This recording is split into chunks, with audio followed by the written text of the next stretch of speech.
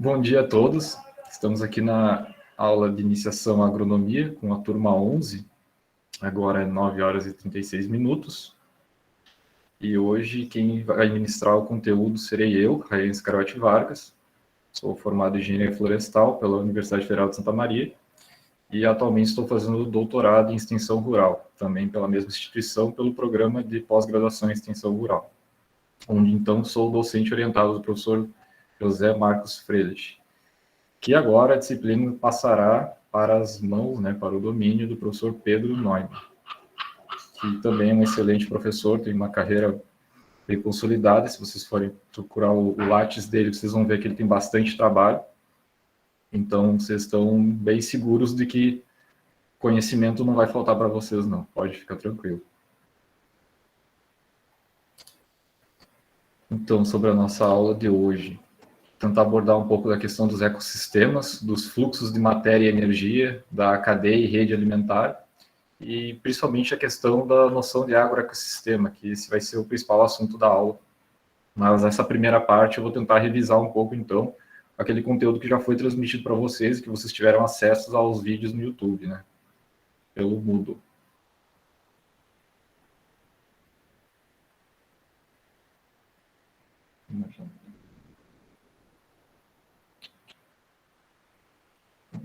Guia.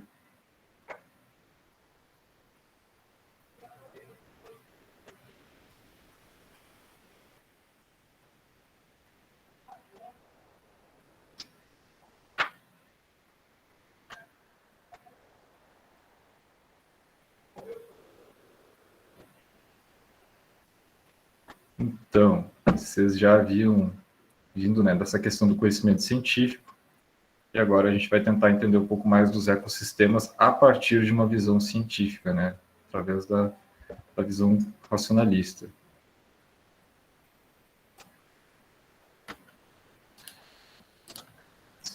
O ecossistema, então. Vamos fazer a revisão. O que é um ecossistema, O ecossistema é uma unidade funcional de um ambiente que envolve seres vivos, também chamados fatores bióticos, e os fatores químico-físicos, chamados de fatores abióticos. E daí poderia ser o pH, a temperatura, a luminosidade. Esses dois fatores, os bióticos e os físico-químicos, eles interagem entre si e acabam criando diferentes paisagens, que são resultado dessa interação, que pode mudar, como vocês podem ver, a cor do couro de um animal, como também alterar o fluxo da água. Essa imagem de cima é de uma represa de castores, ou seja, é uma paisagem estruturada pela interação entre esses diferentes fatores, que são os bióticos e os físico-químicos. Essa interação é tal, então, que vai acabar determinando que tipo de animal vai habitar determinada região com base nessas condições físico-químicas. Nessa interação, então, os seres acabam criando fluxos de energia ou fluxos de matéria. Esses fluxos, eles só possuem uma direção. Uma única direção, que é o destino de todo ser vivo. Ele vai consumir energia, matéria de um ser vivo que vive, que habita um nível trófico inferior ao dele, e aí parte dessa energia ele vai utilizar para a manutenção da sua vida, até que um dia ele morre e dissipa a sua energia. É uma das poucas certezas que a gente tem da vida, é a morte, que o ser ele vai ser consumido pelos decompositores. Desta forma, então, são os decompositores que estão no topo da cadeia trófica. E nessa imagem ali que vocês estão vendo, ela é da USDA, que é United States Department of Agriculture, e essa imagem interessante, vocês vão ver que o second trophic level, estão os decompositores. É curioso isso, mas não, meu, está ótimo, pode deixar. Está bem bom a luz. Por quê? Porque os decompositores, por mais que exista apenas um fluxo de energia e de matéria, podemos pegar, por exemplo, a cadeia aqui da planta, matéria orgânica, e aí da matéria orgânica foi para o fungo, e aí do fungo foi para um artrópode, e aí do artrópode foi para o artrópode maior, depois foi para o pássaro. Aí o que está faltando nessa imagem é novamente os decompositores no final da cadeia. que eu quero dizer com isso é que os decompositores, eles podem estar também no início da cadeia, mas eles sempre vão estar também lá no final. E o fluxo possui apenas uma direção, que é no sentido deles. Que os seres, né, eles vão morrer, vão ser decompostos. Dessa forma, o fluxo possui apenas, ele é unidirecional, que é para a morte. Os níveis tróficos, então, eles são posições na quais os seres vivos se encontram. Trófico vem do grego trophe, que é referente à nutrição ou alimento. Com isso, nós não estamos falando necessariamente que um nível trófico superior ele necessita matar, né, destruir o nível trófico inferior. Há casos, por exemplo, de sanguessugas, morcegos, mosquitos e demais e outros parasitas que conseguem se alimentar, garantir sua nutrição sem a morte desses seres da quais eles retiram seus nutrientes, né, sua energia e sua matéria. E aí fica a pergunta, então, como que se começa uma cadeia trófica, né? Da onde é que vem a energia? Como vocês podem ver na imagem, a base das pirâmides do fluxo de energia estão sempre os seres produtores. Entretanto, a energia deles vem do Sol. Toda a energia da Terra vem do Sol. Então, o Sol é o rei, né? O Sol é a nossa fonte de energia. Ele é muito importante. Ele é simplesmente 98,86% da massa do sistema solar. E ele tem uma força gravitacional tal qual que ele engendra o sistema solar, que é um sistema estruturado por planetas que rodeiam essa massa gigantesca que é o Sol, que é uma estrela, né? E o que é uma estrela? A estrela é um corpo celeste produtor e emissor de energia, com luz própria. O Sol, então, ele vai ser formado principalmente de hidrogênio, que aí ele representa, em questão de massa, 74%, em questão de volume, 92%. Mas é basicamente hidrogênio e hélio. E aí tem traços de outros elementos, como, por exemplo, ferro, níquel, oxigênio, silício, enxofre, magnésio, e dentre outros, como cálcio e crômio. Mas o Sol, ele é extremamente importante para a cadeia trófica, porque é a partir dele que vem toda a energia. E o Sol também tem um movimento muito interessante, que a Terra, ela por orbitar ao redor dessa estrela, ela acaba tendo diferentes distâncias com relação ao Sol. Ora, ela está a 147 milhões de quilômetros, ora, ela está a 152 milhões de quilômetros de distância. E por que eu estou falando isso para vocês? Por que né, essa distância é tão importante? É porque é a diferença dessa distância que vai definir diferentes emissões de energia. E com isso nós vamos ter as estações, e por meio das estações nós vamos ter as safras, o tempo para plantar. O Sol ele, então vai funcionar como uma espécie de compasso para tomadas de decisões na agricultura.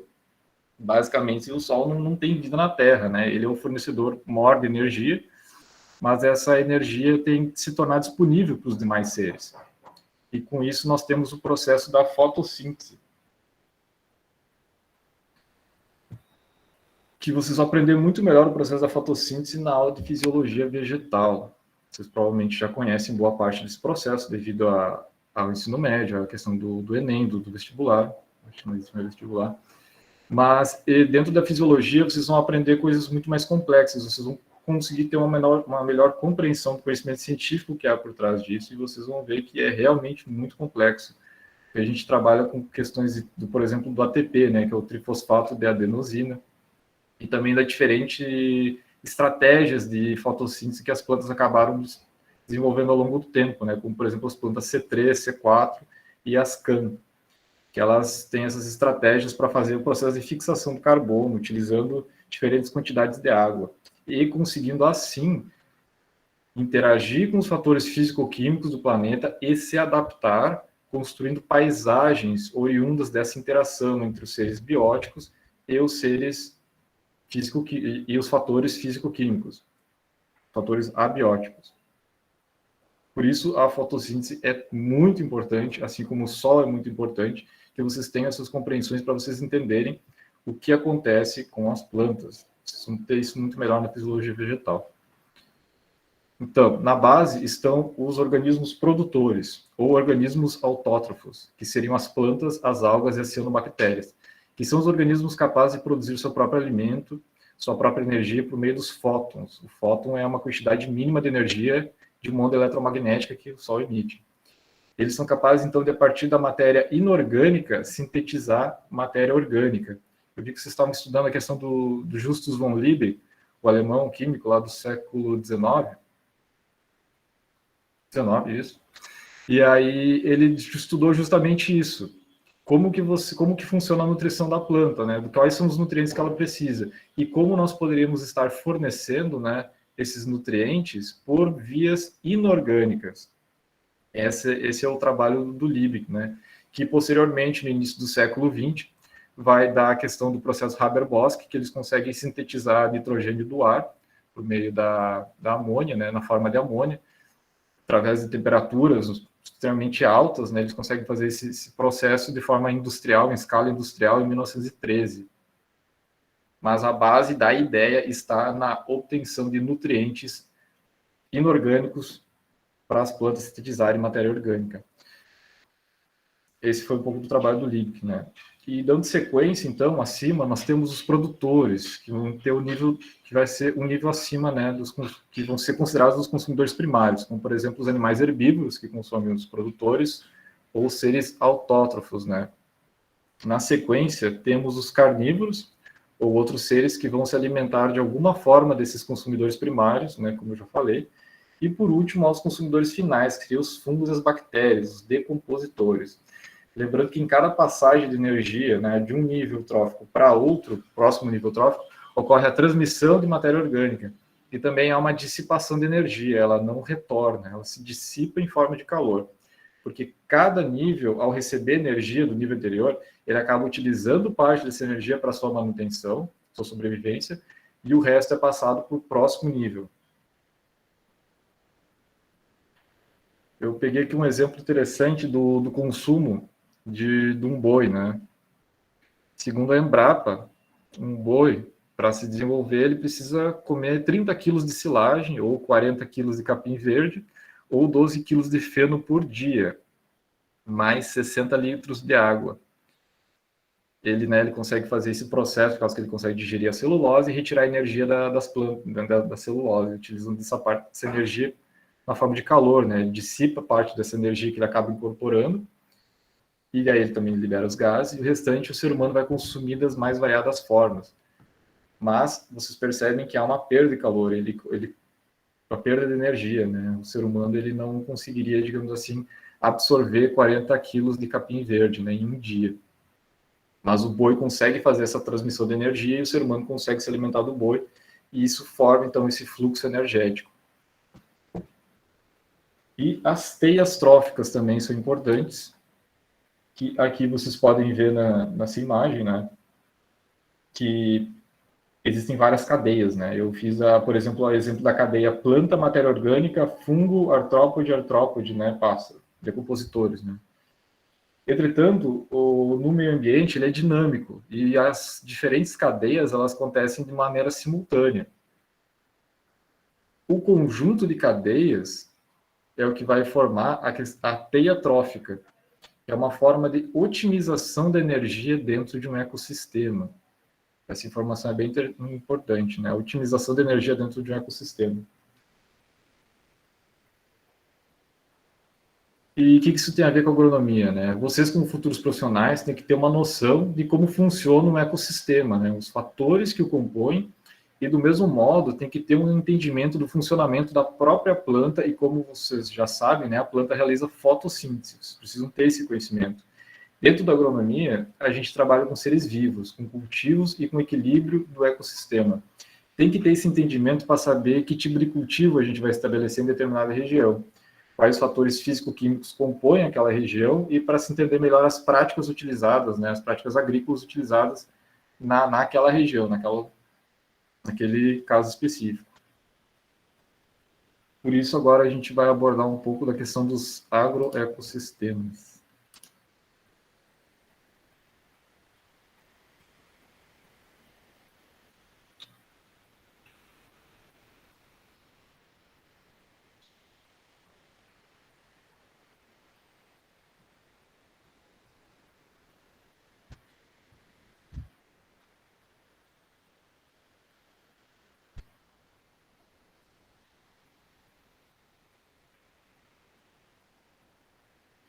Antes de abordar a questão dos agroecossistemas, então, falar um pouco sobre a noção de sustentabilidade.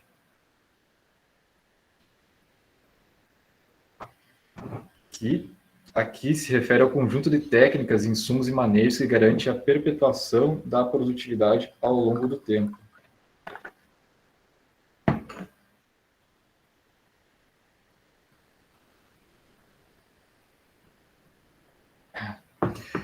Eu sei que vocês são da agronomia, mas eu gosto muito de exemplificar a questão da sustentabilidade com o setor florestal da Finlândia, né? Silvicultura da Finlândia.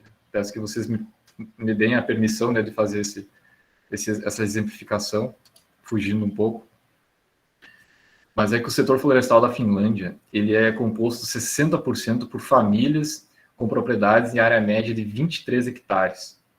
E aí, devido ao clima, né, aos fatores abióticos, físico-químicos, as árvores na Finlândia, elas demoram de 60 a 120 anos para serem colhidas. Isso aí eu peguei da FAO. Se tornando assim, o setor da silvicultura lá, ele é um legado de geração para geração, porque você está colhendo árvores, né, essas famílias que compõem 60% do setor florestal, quando elas estão colhendo, muito provavelmente elas estão colhendo plantios dos seus antepassados. E quando elas realizam o plantio, elas estão fazendo não para si, mas muito provavelmente para os seus descendentes. É uma adaptação que esses povos tiveram, né, para habitar essa região e também para ter a perpetuação desse setor produtivo, que é para sustentabilidade da silvicultura. Basicamente, é um pouco do conceito de sustentabilidade que eu gostaria de transmitir para vocês.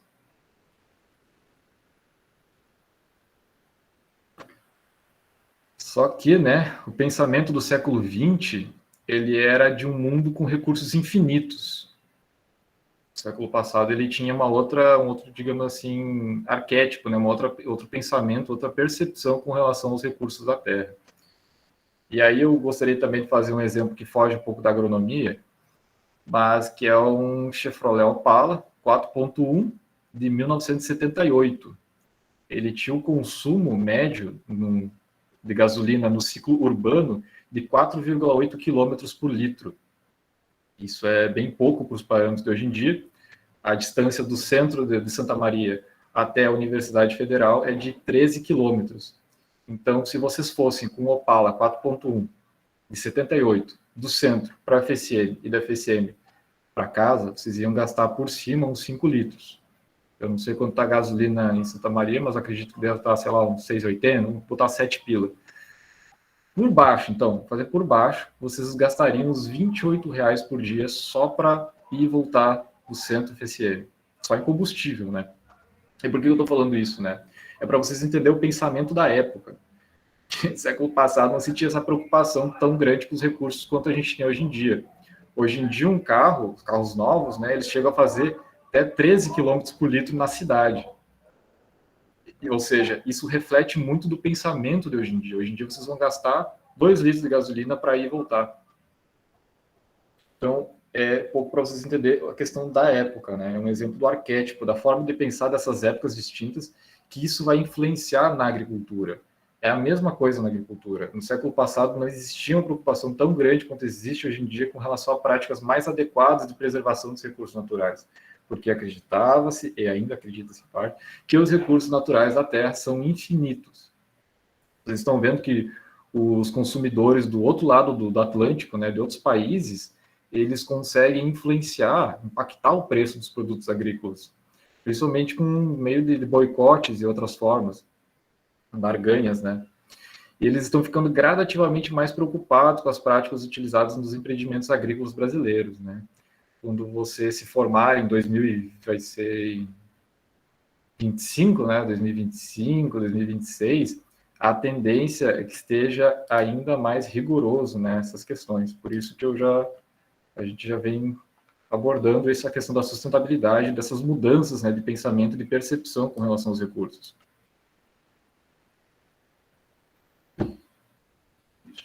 Então, como se faz uma agricultura sustentável, né? Ela tem que estar de acordo com os 3 pilares, né?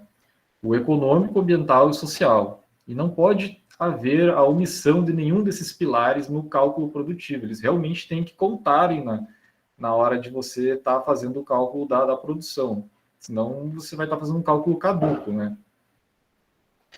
E aqui também, nesse slide que o professor fez, ele colocou a questão do culturalmente adaptável, porque você não pode esperar introduzir ou fazer um determinado plantio, determinada cultura em um ambiente que os seres humanos não estão adaptados àquela cultura, que não há um mercado para aquilo, que não há uma história de produção, né? Que nem eu estava falando da questão lá da silvicultura familiar finlandesa, é cultural deles lá. Eles têm uma cultura em torno daquela atividade produtiva, daquela atividade econômica, daquela silvicultura.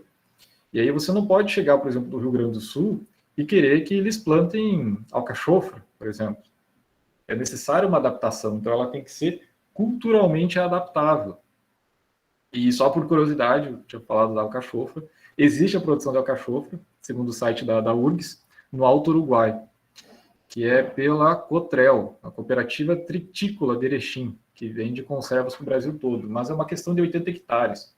Então, você também tem que observar essa questão cultural para que ela seja adaptável, né, a esses agricultores. Isso também é um fator que deve ser levado em conta na questão da sustentabilidade do empreendimento agrícola.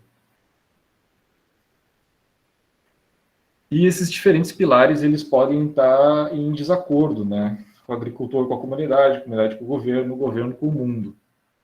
Que nem eu falei naquela outra aula que a gente ministrou, eu tinha citado a questão da República das Bananas, né? Que são países em que sua economia, principalmente do século passado, né, era em grande parte dependente da exportação de monoculturas, século passado.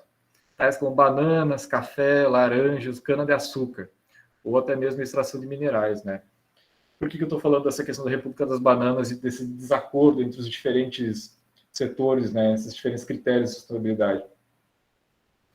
Porque foi Honduras, né, em 1910, um barco partiu de New Orleans rumo a Honduras, né, com o objetivo de instalar um novo presidente pela força, né, porque o governo daquele país ele não queria cortar impostos cobrados às companhias estadunidenses que cultivavam banana em Honduras.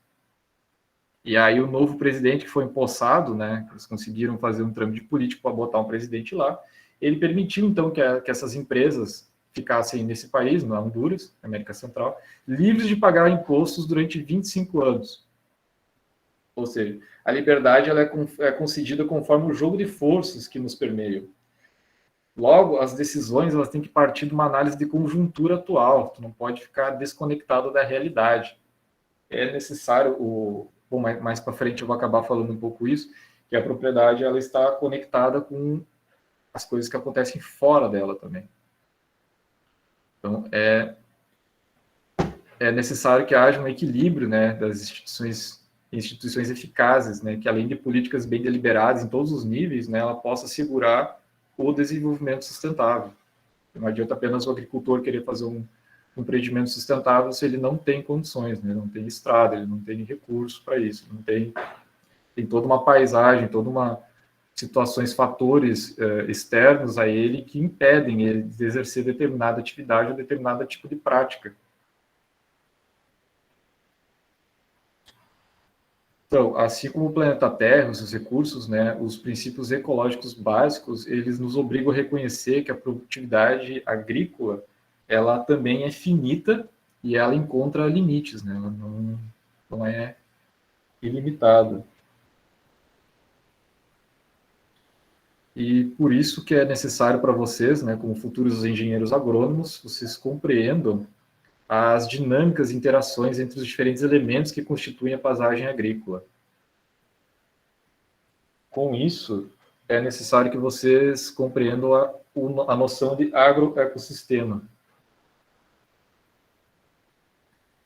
que vou dar o conceito agora para vocês, como uma entidade regional de manejo que possui o objetivo de produzir alimentos ou outros produtos agropecuários, como plantas e animais domesticados, elementos bióticos e abióticos do solo, redes de drenagem e de áreas que suportam vegetação natural. Os agroecossistemas possuem, evidentemente, tanto o produtor quanto o consumidor, possuindo dimensões socioeconômicas de saúde pública e ambientais, ou seja, há um componente estrutural representado pelos fatores físicos, as populações de micro-organismos vegetais e animais, e outros componentes funcionais que se referem ao modo como os elementos estruturais se associam e interagem com maior ou menor grau de interação. Espero que vocês tenham pego essa parte aí, que é importante. Que aqui nós temos o exemplo, né, do estabelecimento agrícola como um sistema, como um conjunto. O que é o sistema, né? É um conjunto de componentes que atuam relacionados entre si e que são interdependentes. Interdependência é que eles possuem uma dependência recíproca. Eles necessitam um do outro.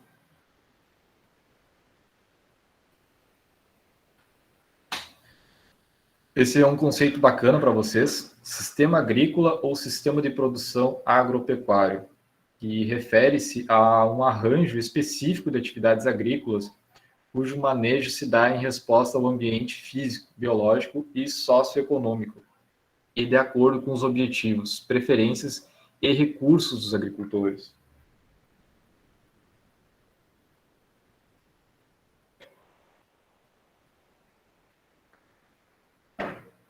Então, cada sistema agrícola ele vai ter uma realidade própria, ele vai ser único, com a sua própria produtividade, ele vai ter sua própria eficiência do uso da terra, do trabalho, do capital, assim como seus impactos no meio ambiente. Então, vocês veem que para o funcionamento do sistema de produção agropecuário é necessário uma gestão do ambiente, dos solos, dos resíduos, dentre a gestão de outros fatores. A gente pode observar que é um sistema extremamente complexo. E é por isso que vocês ficam 5 anos na graduação, tendo aula, acredito que a agronomia são 10 semestres, 7 semestres vocês têm aula manhã e tarde, né? E vocês aprendem diversas facetas, digamos assim, deste mundo, né? Dos diversos conhecimentos que foram adquiridos ao longo de alguns séculos, né, que a humanidade teve, com relação a isso. Que nem eu estava falando ali, a questão do sol, a questão da fotossíntese, a questão dos solos. Tudo isso vai ser muito importante para a questão da gestão, né, de uma propriedade.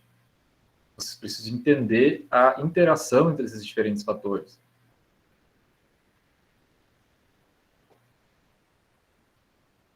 Então, ele é complexo porque ele vai envolver recursos físicos que criam condições específicas e, portanto, ele vai se relacionar com um determinado grau, como, por exemplo, o índice pluviométrico, né, que é o volume da chuva da região, com o fotoperíodo, que seria o tempo do sol, a temperatura, a umidade, mas também com o ambiente circundante, que por meio das trocas energéticas e de matéria, por exemplo, né, se falta água no Vacacaí-Mirim, que a nascente dele fica em Itaara, tem uma barragem do Vacacaí-Mirim aí em Santa Maria, que é responsável por 25% da água que abastece Santa Maria. Se acontecer algum processo lá em Itaara, que a água do Vacacaí-Mirim é reduzida, isso vai afetar os agricultores e agricultoras que moram em Santa Maria, que residem, que produzem em Santa Maria. Eles podem acabar ficando sem água. Logo, o sistema de produção agropecuário, ele não é fechado, que eu estava tentando falar antes. Ele é aberto, pois ele necessita de fatores externos, como, por exemplo, as chuvas que vêm da Amazônia, ou até mesmo do preço de uma commodity na Ásia, o valor do dólar, uma doença na América do Norte que impacta a produtividade das lavouras lá.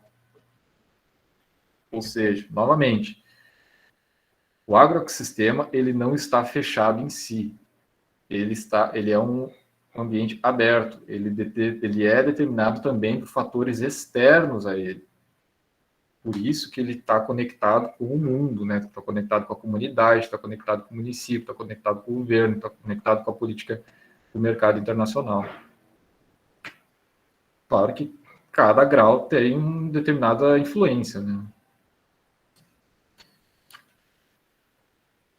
E aqui nós temos uma versão simplificada do fluxo de bens e serviços para vocês melhor visualizarem, né? Lembrando que vocês vão poder observar isso aí com mais calma após que a aula está sendo gravada, para tentar compreender um pouco melhor essa questão do fluxo de bens, mas ele é uma forma simplificada e extremamente resumida, né, do todo o processo.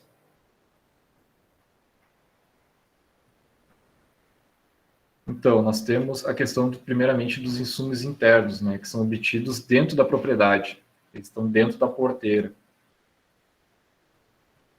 Esses insumos, como, por exemplo, a energia solar, a água da chuva, os sedimentos, nitrogênio atmosférico fixado, né, os instrumentos e o trabalho familiar, eles são produzidos, são encontrados dentro da propriedade. E também agora nós vamos ter os insumos externos, que a alta dependência desses insumos externos, ele acaba impactando mais fortemente a questão da sustentabilidade do empreendimento, porque conforme ele precisar mais de insumos externos, ele vai ficar mais aberto, digamos assim. E quanto menos ele precisar, quanto mais os insumos internos lhe bastarem para que haja sustentabilidade da produção, que ele consiga ter, digamos assim, um alto feedback, né?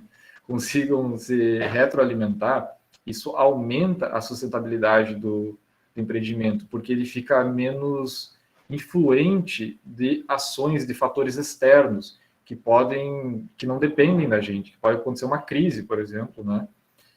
De determinadas, pode ser tanto hídrica, pode ser econômica, pode ser política, pode ser humanitária, pode ser sanitária, e isso vai impactar muito mais fortemente o empreendimento que depender desses insumos externos de forma mais vigorosa.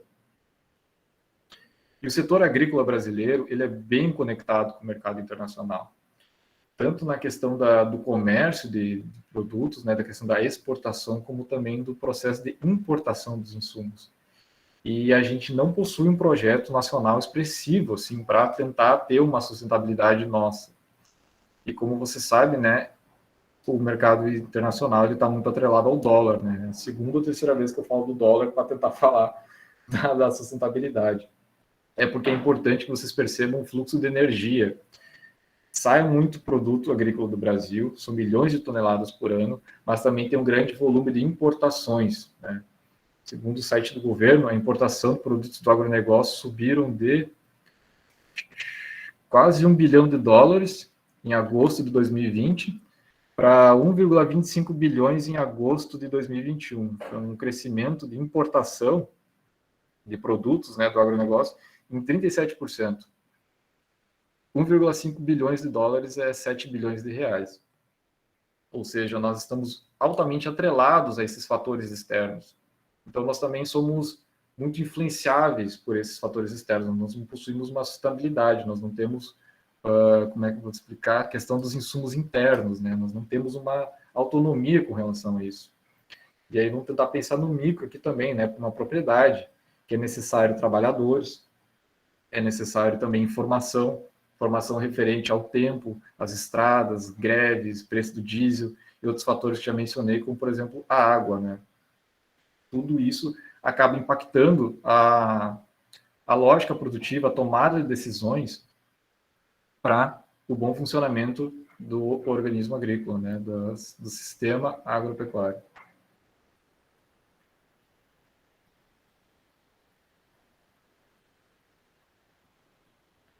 Então, a gente viu que um sistema de produção agropecuário ele é um sistema complexo, que envolve muitos fatores, e, portanto, o manejo dele é algo que requer muito conhecimento. E eu já falei, né, vocês vão ter diversas cadeiras que vocês vão explorar diversas áreas do conhecimento, desde da botânica, né, até a questão dos solos, até a questão da climatologia.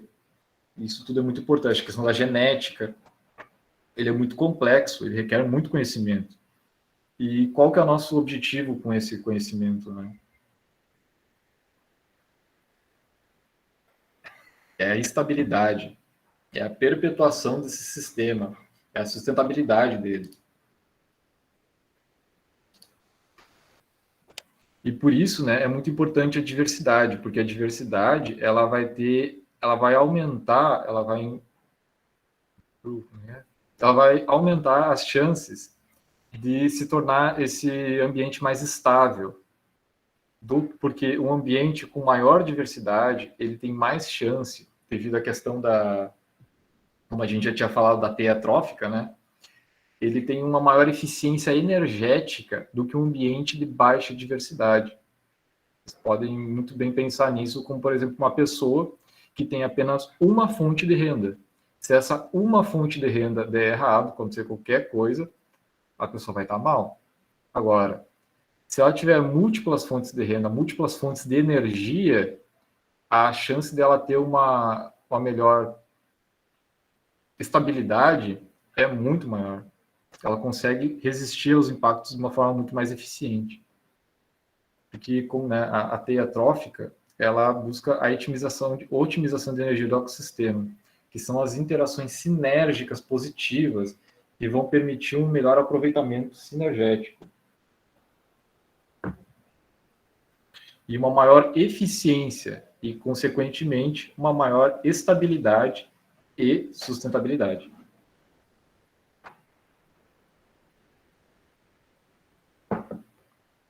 E o que é a sinergia?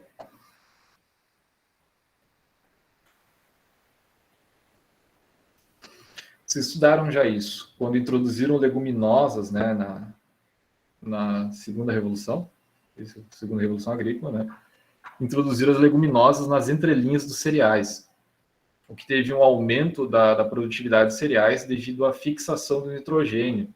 Ele é realizado pela associação entre fungos e as raízes das leguminosas, né, que são as micorrizas, que essas acabam aumentando a área de absorção das raízes, tanto para aumentar a absorção de água, quanto da absorção de nutrientes. Além disso, essa associação entre fungos e plantas, né, a raiz das plantas, também vai garantir uma maior proteção da planta, uma vez que os fungos e as bactérias, eles possuem uma relação de amensalismo, né? Onde há um, não tem o outro, eles se anulam, digamos assim, eles não conseguem conviver. Então, isso é parte da explicação do que é o processo de sinergia, né? É o efeito ativo e retroativo do trabalho e esforço coordenado de vários subsistemas na realização de uma tarefa complexa. As interações sinérgicas positivas dependem do manejo do sistema para serem produzidas.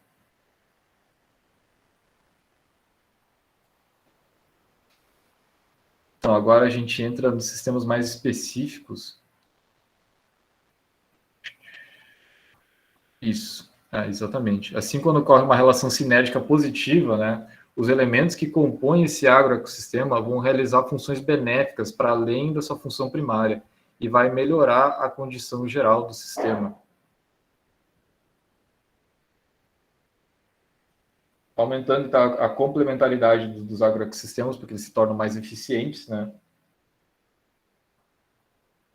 Porque há um maior preenchimento da realização das funções. Além da realização da função primária, também há benefício obtido de outras funções.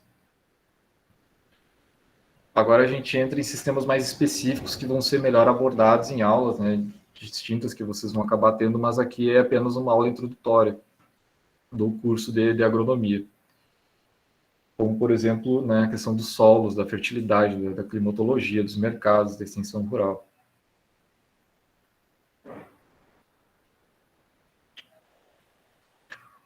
O solo, aqui temos uma representação do solo, é um importante recurso, obviamente. Vocês vão estudar ele, acredito, em fertilidade, também vai ter uma cadeira de solos, não sei se não vai ter duas, porque ele é extremamente essencial. Né? Vocês estão trabalhando com agricultura, boa parte dos nutrientes das plantas vem propriamente do solo. Nessa imagem que vocês estão vendo, tem um solo convencional e um solo orgânico.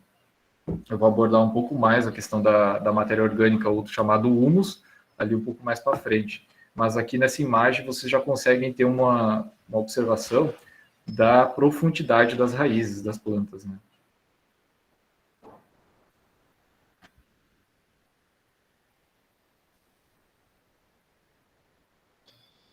Isso aí. Então, vocês como engenheiros, futuros engenheiros agrônomos, vocês vão ter que ser capazes de orientar o bom suprimento de água, ar e nutrientes em quantidades balanceadas e estáveis para as plantas. Vocês também vão ter que cuidar da estrutura do solo, a temperatura e principalmente a ausência de elementos tóxicos, né?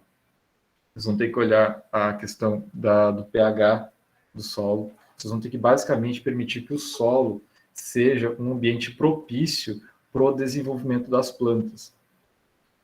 Hoje em dia a gente tem a agricultura convencional, ela tem um pensamento muito próximo do pensamento do Liebig, que é a nutrição das plantas, né? Ela deve ser fornecida tal qual haja o desenvolvimento, até mesmo anormal, de determinadas partes da planta para fins de satisfação econômica, industriais ou do próprio ser humano. Ou seja, boa parte da questão da nutrição do solo tem que ser calculada. A gente utiliza conhecimento científico para estar fornecendo esses nutrientes para as plantas para que elas tenham esse desenvolvimento desejado. Por exemplo, no caso da soja, você não quer que a soja tenha 4 metros de altura. Você não quer a fibra da soja. Você não quer a raiz da soja. Você quer o grão. Então, você vai... Todo o conhecimento ali, ele é tal qual seja para o desenvolvimento desta parte, para que se inculque energia do sol, seja cristalizada neste grão, que vai alimentar, né, vai seguir o seu fluxo mercadológico. Aqui nós temos a composição do solo, que ele é composto de 25% de água, 25% de ar, 45% de minerais, 5% de matéria orgânica.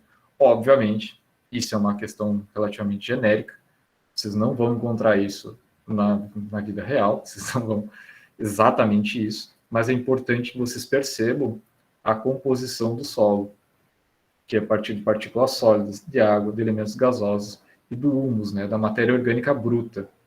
Agora eu vou falar um pouquinho mais da questão da matéria orgânica.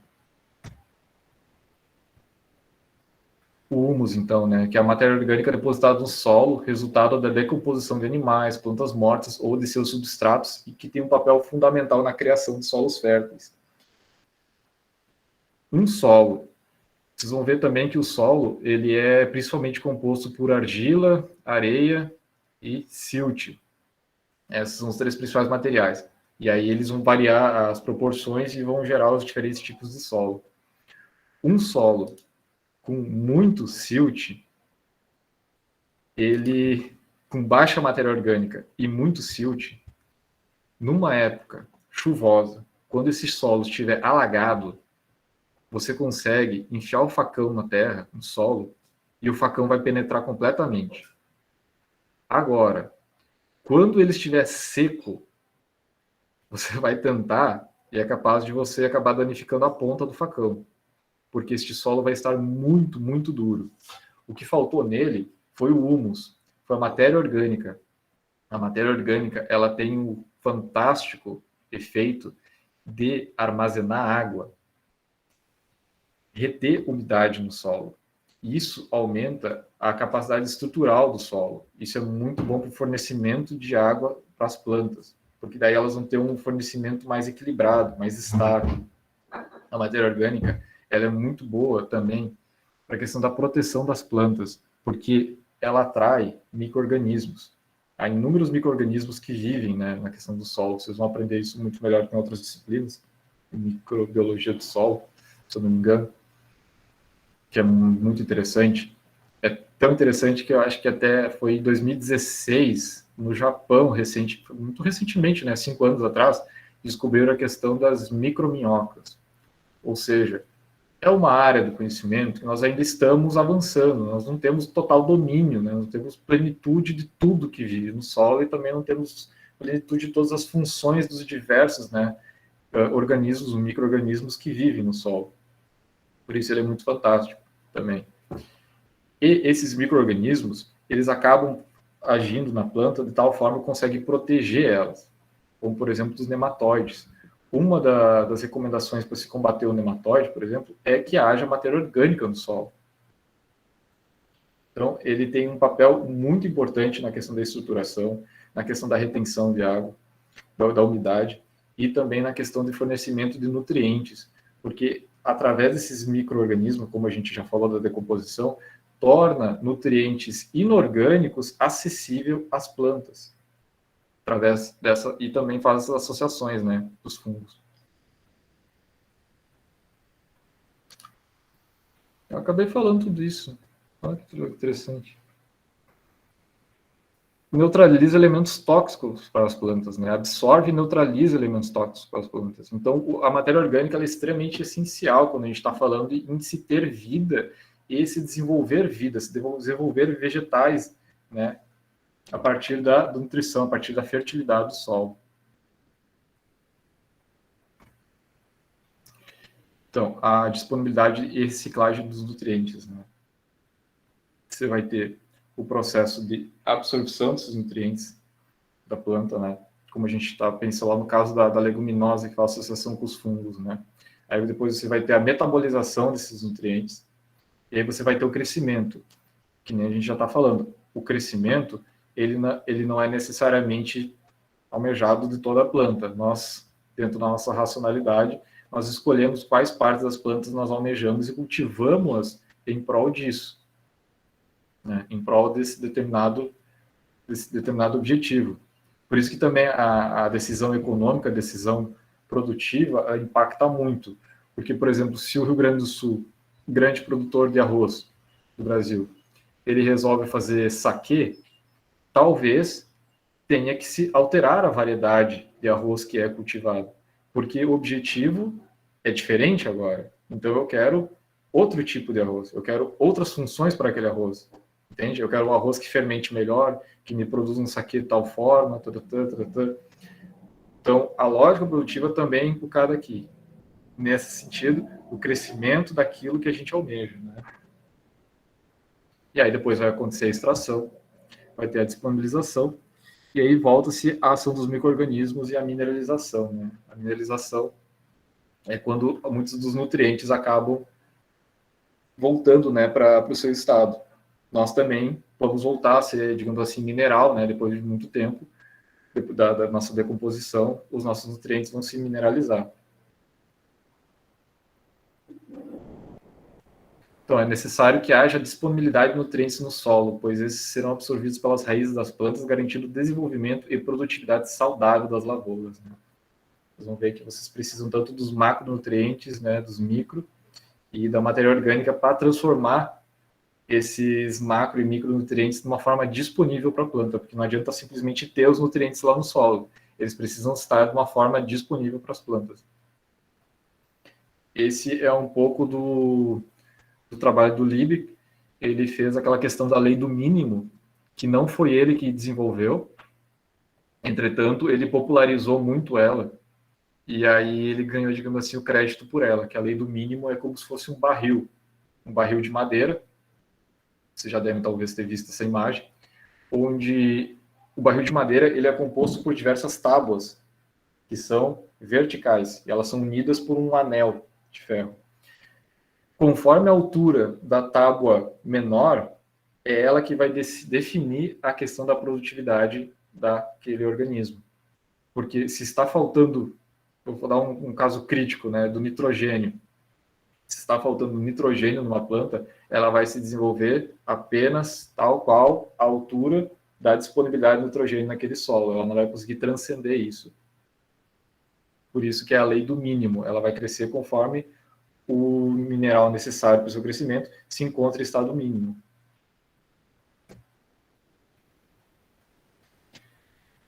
Então, no caso da perda desses nutrientes, né, da lixiviação desses nutrientes, que é um processo muito comum, torna-se necessário o processo de fixação de nitrogênio e reciclagem de nutrientes, que aí acaba se vindo com cobertura, com adubação de cobertura, né, ou adubação verde também, ou que é deixado o campo para pousio, para descanso, por meio dessas plantas, que vão estar realizando uma fertilização natural do solo, né? Vão ajudar a repor esses nutrientes no solo.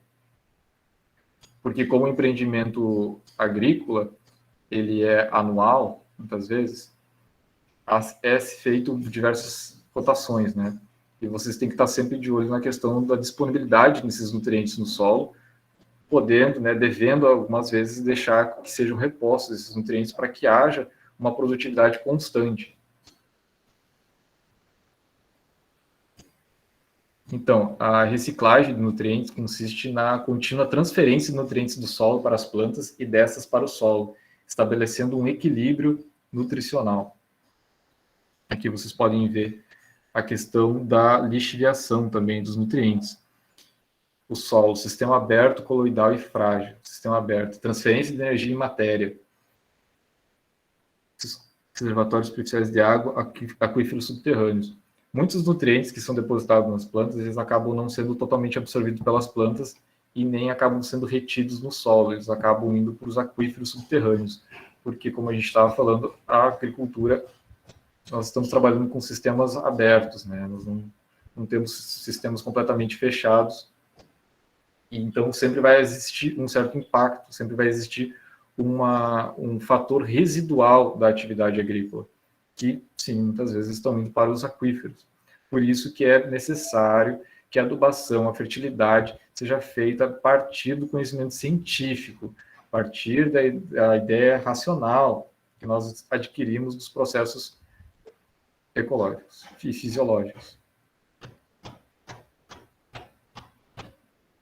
Para que a gente consiga ter um equilíbrio nutricional, que, como vocês viram naquela imagem, deixa eu voltar.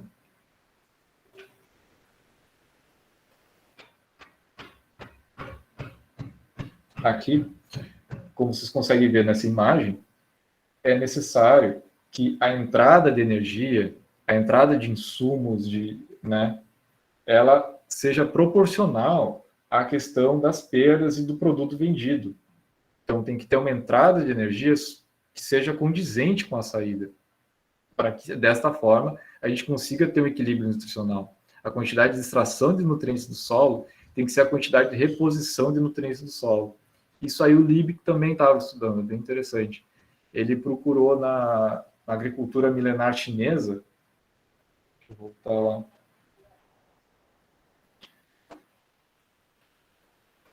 da agricultura milenar chinesa, como ele podia estar fazendo essa reposição, porque os solos europeus eles não tinham capacidade, né, principalmente lá em 1840, que teve uma grande fome na Irlanda, por questões de uma praga, a batata, um fungo, deu uma grande fome, ficou conhecido como Hungry Forest, principalmente na Irlanda, que daí teve toda uma migração, mas atingiu quase todo o solo europeu.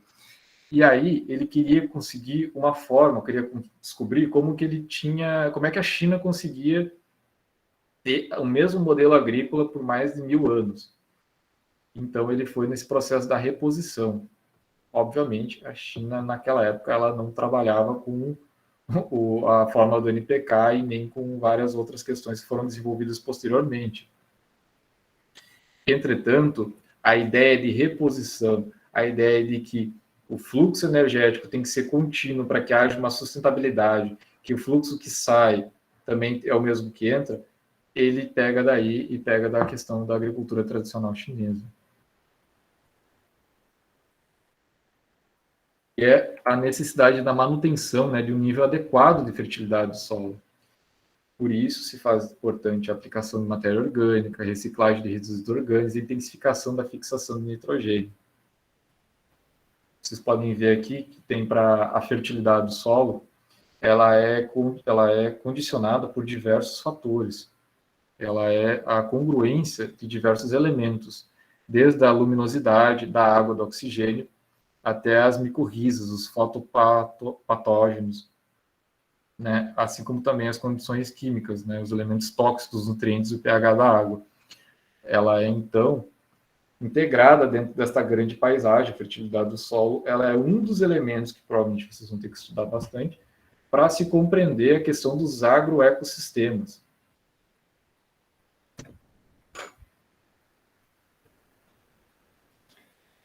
E aqui nós temos um exemplo do ciclo do nitrogênio. Espero que vocês consigam ver bem, vocês também já estudaram isso, acredito, no ensino médio, da questão da fixação, né? Como eu falei ali da questão da fixação industrial, tem uma seta que está do nitrogênio que está no ar, né? Para a questão da fixação industrial. Isso aí é o processo, obviamente, hoje em dia já não é mais o mesmo, né? Tá dos mesmos moldes, mas começou lá em 1913, é uma coisa muito recente. Tem 108 anos, é pouquíssimo tempo, que é a fixação do nitrogênio do ar numa forma disponível, né, na forma da amônia, que a gente pode estar utilizando para incrementar a fertilidade do solo. Então, devido a essa questão dessa fixação, né, em 1913 começou mais largamente o processo de produção de insumos industriais, fertilizantes sintéticos, né. Hoje tem alguns autores, acho que o Galloway ele fala que a produção de nitrogênio que o ser humano tem é a mesma do planeta, ou seja, isso foi no final do século passado. Ou seja, hoje em dia o planeta tem o dobro do nitrogênio disponível. Há a constante contaminação da paisagem, do meio ambiente, devido à grande disponibilidade do nitrogênio. Se vocês puderem ir no lago ali da FSM, ele fica atrás do CEFT, não sei se vocês podem ter acesso ali, mas acredito que sim, tem um laboratório lá. E aí vocês vão ver uma grande quantidade de algas também na água. Isso é devido à alta presença de nitrogênio na água, que acaba interferindo na reprodução de determinadas vegetais e animais ali naquela localidade, permitindo que haja, então, uma grande população de plantas que se alimentam desse nitrogênio presente na água e, com isso, elas acabem dominando o espaço. Vocês conseguem ver, ter uma vislumbração um pouco mais prática, né, tácita, com relação à questão do nitrogênio presente no meio ambiente hoje em dia.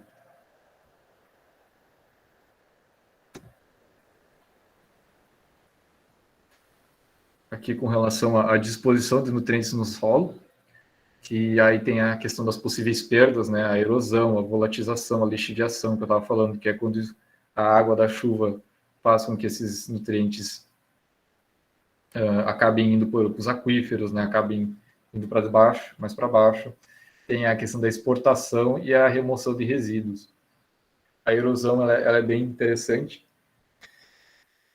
porque há um aumento da crise hídrica, isso não é nacional, é global, e acaba se tendo uma menor quantidade de água no solo. E isso acaba tendo uma menor quantidade de matéria orgânica e micro-organismos, que eles acabam sendo perdidos, e com isso o solo fica mais seco. E acaba interferindo na disponibilidade de nutrientes. E aí, por isso, opta-se por uma questão de manejo, né, como a utilização de espécies lenhosas, né, utilização de concentrados minerais para alimentação animal e a reciclagem via animais domésticos, composto, biogás, chorume e a utilização de insumos externos, para que se haja um balanço efetivo do fator nutricional do solo.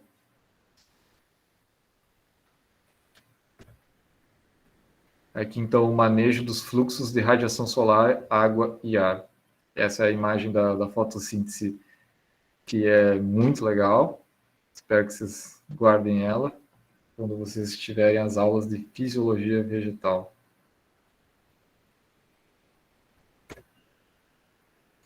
Então, os fluxos de radiação solar da água e do ar, eles vão determinar as condições climáticas do estabelecimento. E, com isso, eles vão influenciar no desenvolvimento das lavouras e dos animais. Por isso, então, que nem eu estava dando o exemplo da Finlândia, lá eles têm outro fluxo de radiação solar da água e do ar. E tem outros fatores abióticos, né, fatores físico-químicos que determinam o crescimento, né, vão determinar as condições climáticas do ambiente, né, o fluxo de radiação solar da água vai criar um outro clima, que é muito distinto dos nossos, e com isso vai ter um outro desenvolvimento das lavouras dos animais. Como, por exemplo, em alguns lugares, vai determinar o número de safras que é possível se ter de determinada cultura. Tudo baseado através desses fatores físico-químicos. que nós temos o ciclo de hidrogênio, o fluxo da água, que nem eu estava falando da questão da importância de se ter água no solo, uma vez que perde-se água, perde-se matéria orgânica, perde-se nutrientes. Solo seco, esturricado, não tem como vocês estarem produzindo qualquer tipo de cultura, vai acabar limitando a escolha, né, a gestão produtiva daquela região, daquele solo. Tem o fluxo do ar, os ventos afetam as temperaturas e as taxas de evaporação do solo, das plantas e dos animais. Isso aí é bem importante, porque o ar ele também tem a capacidade de secar, ele também ajuda na evapotranspiração, que é a perda de água das plantas. Ou seja, lugares que ventam muito, tem a tendência da planta a secar, né? Porque ela vai acabar perdendo muita água para estar repondo, porque existem os estômatos dentro das folhas, tem os estômatos, que são os que realizam as trocas gasosas com o meio ambiente.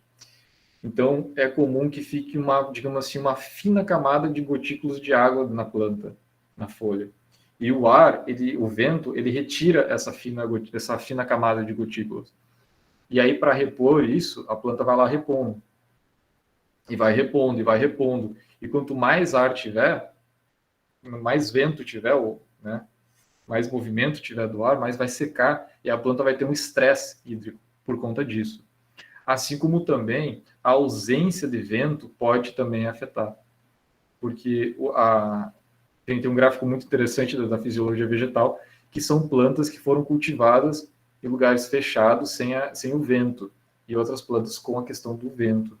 E atrapalha a questão das trocas gasosas você estar num ambiente fechado, num ambiente que não tem a circulação de ar. Isso afeta o desenvolvimento das plantas. E o fluxo de radiação solar também, como a gente já tinha falado, a questão do sol, a extrema importância do sol para estar fornecendo energia, que aí as plantas vão estar produzindo energia, vão estar transformando essa energia, utilizando também a água para fazer o ATP, que é uma fonte de energia que ela acaba utilizando. Então, esse fluxo basicamente fala da questão da fotossíntese, que é a transformação da energia do Sol numa energia mais disponível para o ser humano, né? Também a questão da fixação do carbono. Então, o agricultor, o agrônomo, ele deve ser capaz de manipular esses fluxos, podendo, assim, reduzir os riscos de perda, né? Como, por exemplo, a erosão do solo. Ele tem que ser capaz de interpretar o ambiente, interpretar aquele agroecossistema e interferir nele de maneira efetiva para que se reduzam os riscos e as perdas. É esse o papel do agricultor agrônomo. E parte disso, então, vem o manejo do fluxo de água, que é a disponibilidade de água no solo, ela pode ser influenciada através do melhoramento de sua estrutura e da sua capacidade de armazenamento. Ou seja, você pode interferir no solo para que ele tenha uma melhor estrutura que aumente a sua capacidade de retenção de água.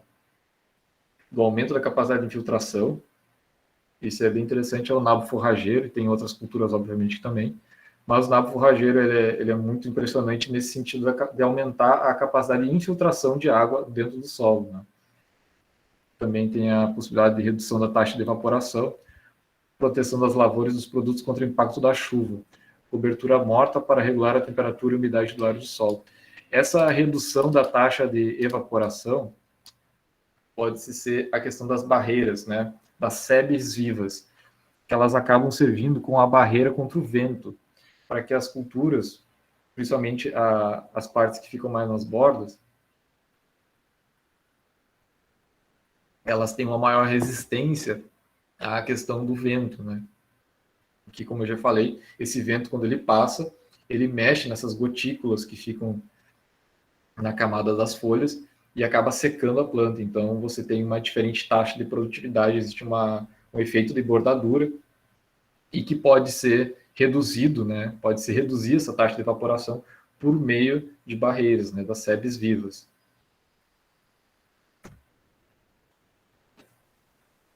Manejo do fluxo de água. É isso. Isso. A disponibilidade de água no solo, então, ela pode ser influenciada. Achei que foi, rapaz. Radiação solar. Plantio em múltiplos estratos para otimizar o uso da luz disponível. Isso é muito interessante. O plantio em múltiplos estratos para otimizar o uso da luz disponível. Por quê? Por exemplo, a produção do cacau.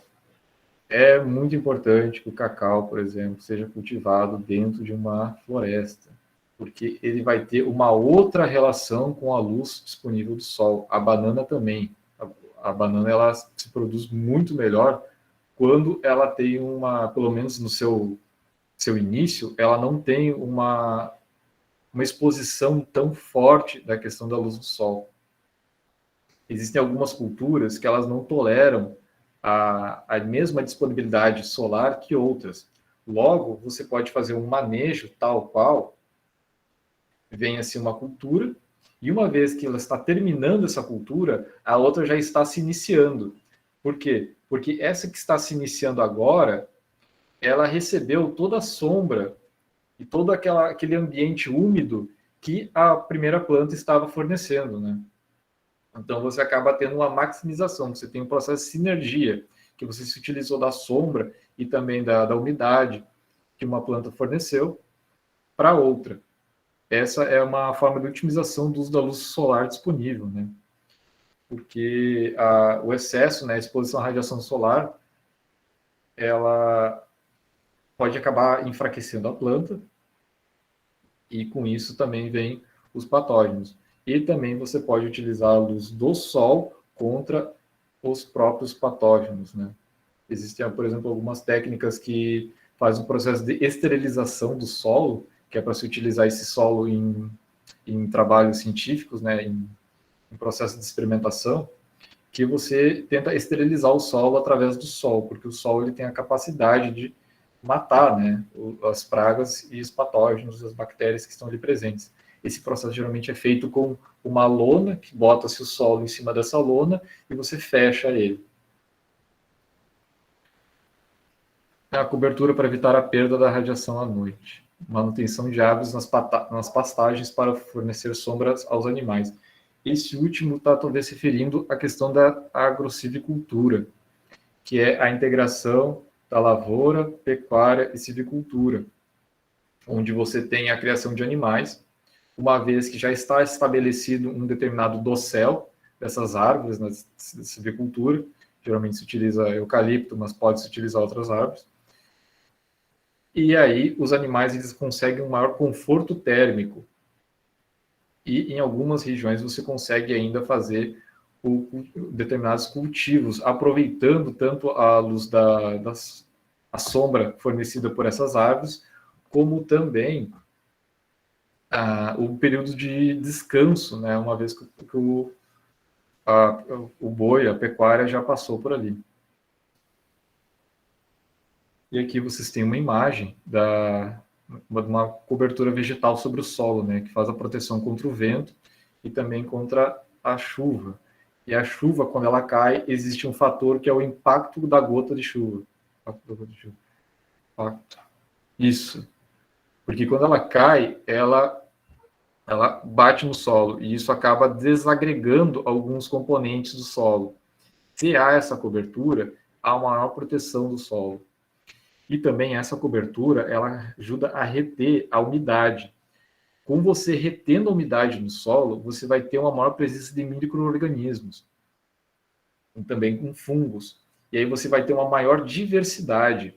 Você vai ter também os decompositores desta própria palhada, dessa própria cobertura, né? E também isso vai ajudar muito na questão de você acabar economizando em determinados recursos, porque você vai precisar de menos água, por exemplo, e também com uma maior presença de micro-organismos, você vai ter uma menor incidência de pragas, porque você vai ter uma maior diversidade dentro deste ambiente. Que o patógeno ele acaba sendo diluído, né? Ele não consegue se espalhar de forma tão efetiva quanto um ambiente com baixa diversidade de seres vivos, né? E aqui nós entramos na redução das perdas ocasionadas por pragas e doenças, né, a defesa fitossanitária, ou proteção sanitária vegetal, que é o conjunto de medidas, né, adotadas pela agricultura com o fim de evitar a propagação de pragas e doenças. Esse controle ele é feito a partir da aplicação de substâncias químicas e drogas. O uso desses produtos acarreta problemas de saúde, poluição e desequilíbrio ecológico.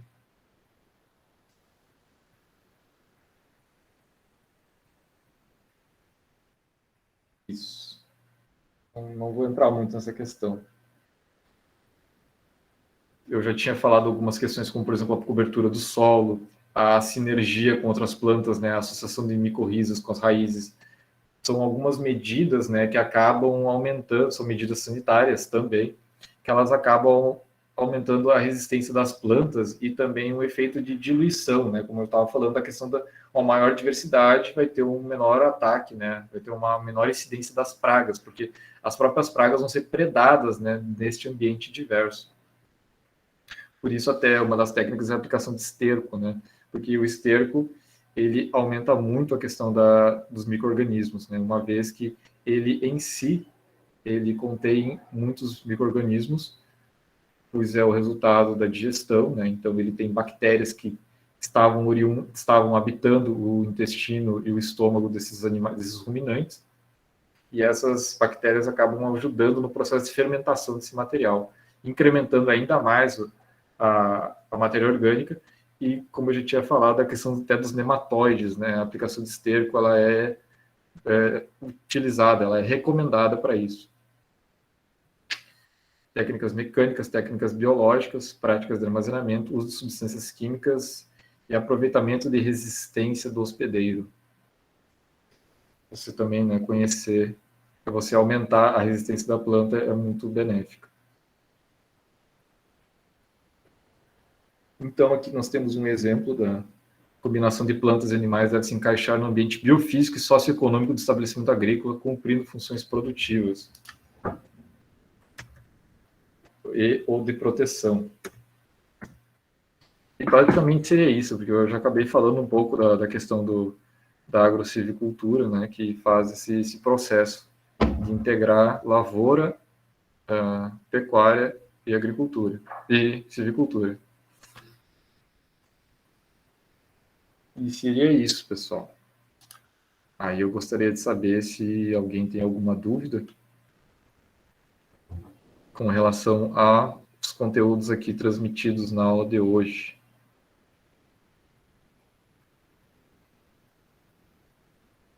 Mas de minha parte, muito complexo, né? Não tem nada. Conteúdo bom, deu para entender bem. Sem dúvidas. Então, vocês podem ver que é um curso bem complexo e é um curso muito amplo. Vocês têm a oportunidade de estar atuando em diversas áreas, né? Desde da genética, que nem eu estava falando, a questão do solo, até questões mais hídricas, questões mais burocráticas. É muito amplo o setor. E vocês também têm atribuições muito bacanas, né? Vocês podem trabalhar com silvicultura também, vocês podem trabalhar com manejo de animais. Então, mas isso requer um amplo conhecimento. E aí eu...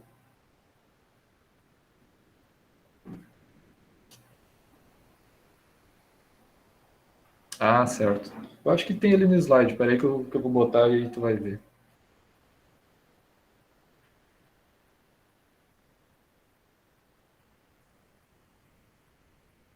Slide, hein?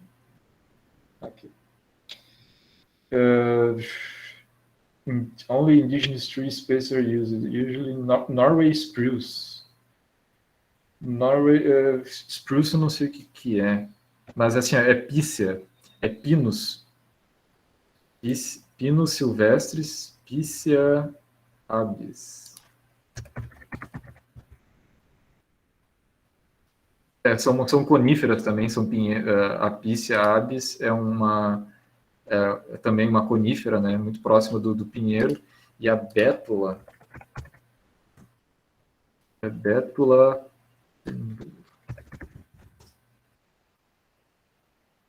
Não, essa não é mas é muito parecido com o eucalipto. Vidoeiro branco. A gente não tem essa. É bétula branca. Eu não sei se nós temos esse tipo de árvore aqui. Ela é mais da Noruega, da Sicília. Nós não temos, talvez, esse tipo de árvore. Sim, as condições físico-químicas daqui, elas dão uma outra capacidade de produção das plantas, né, e das árvores. Eu já tinha falado, isso aí vai definir a questão das safras e também principalmente por causa da questão do tempo de desenvolvimento vegetal. E aí eu gostaria bom, uma vez que eu já transmiti aqui o conteúdo, eu vou parar a gravação, ou não. Só queria fazer uma reflexão com vocês. Deixa gravando. Uma reflexão com relação a... Vocês vão ter que estudar uma série de conhecimentos, né, de áreas da ciência, né, de áreas do conhecimento.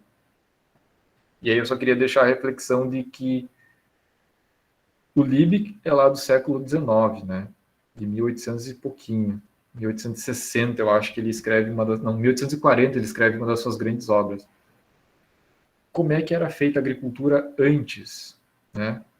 Como é que a humanidade, que tem mais de 10 mil anos de existência, né? Eles estavam fazendo toda uma agricultura sem esse conhecimento científico, né? Eu gosto de fazer essa reflexão do nível de conhecimento tácito, né, que deviam de ter essas pessoas, porque como vocês podem observar, você precisa ter uma noção do sol, você precisa ter uma noção do índice pluviométrico, se vai chover, se não vai chover, né? Porque às vezes, se chover ou não chover, é uma influência muito forte na tua vida, da tua qualidade de vida, né? Porque talvez se não chover, você vai perder a safra desse ano. Talvez se chover demais, vai dar vivipariedade no teu feijão, que é quando o feijão começa a brotar dentro da vagem. Então, é aquela coisa, é equilíbrio, que nem eu estava falando. Se não chover, tu pode perder. Se choveu demais, tu também pode perder. Então, ela é um sistema, né? Os agroecossistemas, eles precisam estar no processo de equilíbrio mesmo, para que eles sejam mais resistentes aos fatores externos, porque muitas vezes os fatores externos vocês não vão conseguir, né? Vocês não vão ter influência sobre eles, né? Como por exemplo o índice da chuva, né? A chuva que vai vir por exemplo, da Amazônia, né? Vocês não têm controle sobre isso. E aí, como é que você vai fazer dentro daquela propriedade que está localizada ali no interior ali da Depressão Central do Rio Grande do Sul? É só um pouco dessa reflexão que eu queria deixar para ambas as turmas, né? Agora eu vou interromper a gravação e muito obrigado aí a todos.